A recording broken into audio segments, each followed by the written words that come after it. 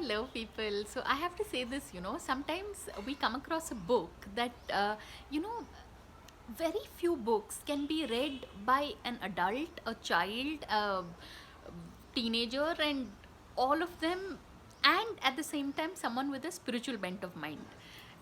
Very few books have that appeal. So among this very rare category, there is this book called How to Be Human by Mrs. Manjeet Rajkumar Hirani. So this book, I mean, it surprised me. Like, I have a personal collection of over 1500 books which I love reading and rereading.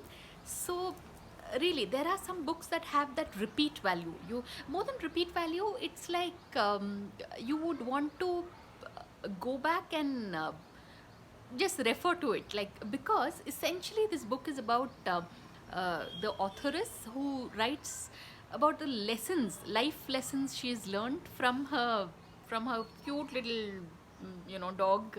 uh, we have the photo of a cocker spaniel here called Buddy. So I mean, it's very simple, childlike. I mean, the only other book I've seen that is so profound is Little Prince. By the French author Antonio de Expure, and Little Prince goes as a.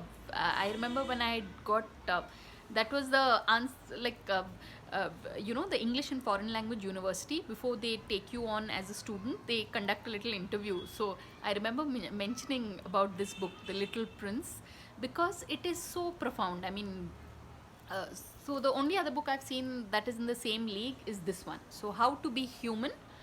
People, you'll have to check it out. Just, it's on Amazon, I think. And certain books, they make you stop and ponder and reflect. And when you think of it, that is the role of a good book. So on that note, thanks for watching, and please subscribe.